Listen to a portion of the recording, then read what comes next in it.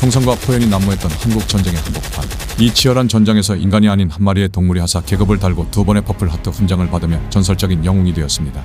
한국에서 태어나 미 해병대에 입대하여 역사상 가장 용감했던 해병 중 하나로 기억되는 조랑말 레클리스. 험준한 산악 지형을 오가며 수많은 생명을 살렸고 인간의 언어로는 설명할 수 없는 충성심과 용기를 보여주었는데요. 수많은 군마들이 쓰러져간 전쟁터에서 이 작은 말이 어떻게 불멸의 영웅으로 추앙받게 되었을까요?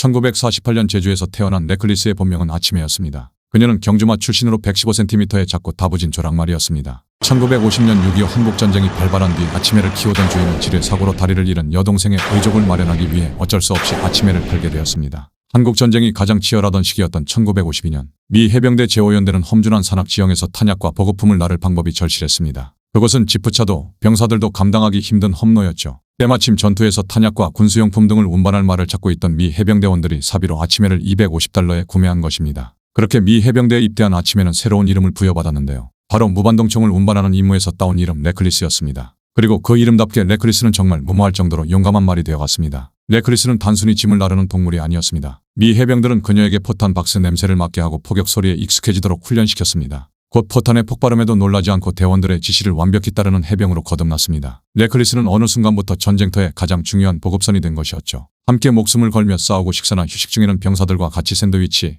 베이컨과 맥주 등도 즐겨 먹는 전우와 다름없었습니다. 1953년 3월 26일 레클리스의 전설은 경기도 연천군 네바다 전초 전투에서 본격적으로 시작됩니다. 미 해병대 제5연대는 중공군의 대규모 인해 전술에 맞서 사흘 밤낮으로 치열한 전투를 벌였고 탄약 소모는 한계에 다다르고 있었습니다. 전방 조선은 쉴 틈 없이 포격을 맞았고 보급로는 사실상 끊겨버렸습니다. 그것으로 탄약을 나른다는 건 인간에게는 곧 죽음을 향해 걸어 들어가는 것과 같았습니다. 바로 그때 레클리스가 나섰습니다. 포탄 한 발의 무게는 약 10kg. 레클리스는 등에 75mm 무반동총 포탄을 가득 싣고 혼자서 위험한 언덕길을 수없이 오르내렸습니다. 앞에서 길을 이끌어줄 병사도 없이 오직 전장의 소리와 지형만을 기억해 보급 초소의 위치를 정확히 찾아갔습니다.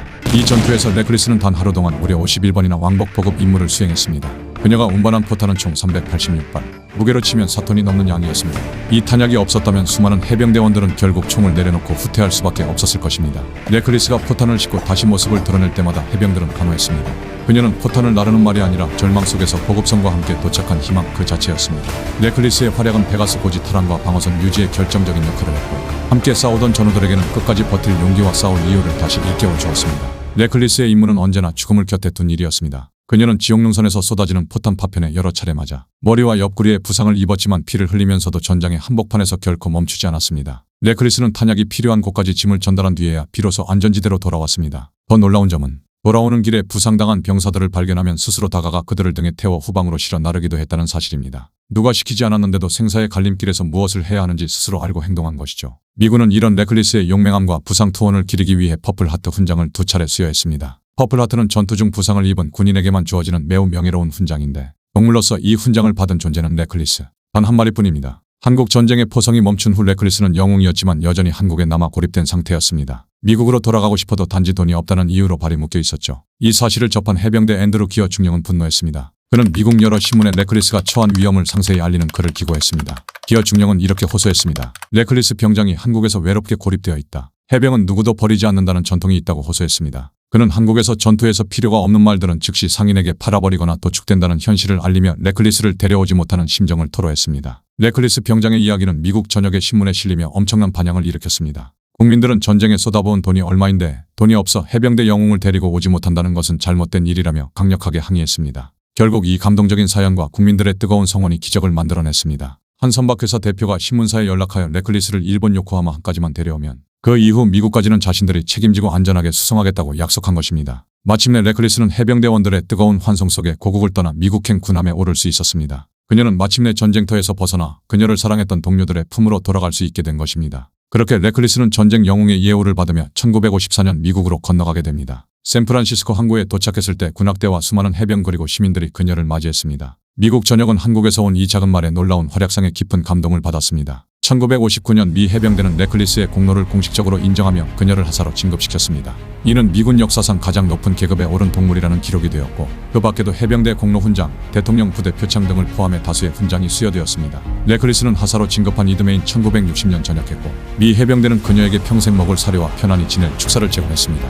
이후 레클리스는 캘리포니아 캠프 펜들턴에서 평온한 노년을 보냈고 그곳에서 4마리의 새끼를 낳았습니다. 1968년 네클리스는 조용히 세상을 떠났고 미 해병대는 그녀를 위해 군인과 다름없는 군회 후의 장례식을 치러주었습니다.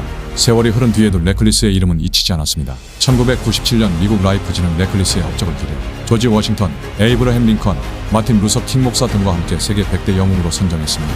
오늘날 네클리스는 미국 해병대의 용맹함과 헌신을 상징하는 아이콘으로 남아있습니다. 캠프 펜들턴과 미국 국립해병대 박물관에는 네클리스의 실물 크기 동상이 세워져 그녀의 이야기가 앞으로도 오래 전해지도록 하고 있습니다. 우리나라에서도 2016년 경기도 연천의 네클리스 거리와 고랑포 구역사공원에 기념 동상이 세워졌고 2019년에는 한국마사회가 뮤지컬 네클리스 1953호를 선보이며 그 전설을 무대 위로 불러냈습니다. 그의 고향 제주에도 2024년 10월 내추런파크에 동상이 세워졌고 이를 기념하는 콘서트도 개최되었습니다. 네클리스의 이야기는 우리에게 알려줍니다. 진정한 용기와 충성심은 계급이나 종에 의해 결정되지 않는다는 사실을요. 네클리스는 가장 용감했던 해병 중 하나로 불리며 동물이라는 한계를 뛰어넘어 인간의 언어로는 다 담기지 않는 충성과 희생을 보여준 한국전쟁에 숨겨진 영웅으로 영원히 기억되고 있습니다. She wasn't a horse, she was a marine. 네클리스는 말이 아니었습니다. 해병대원이었습니다.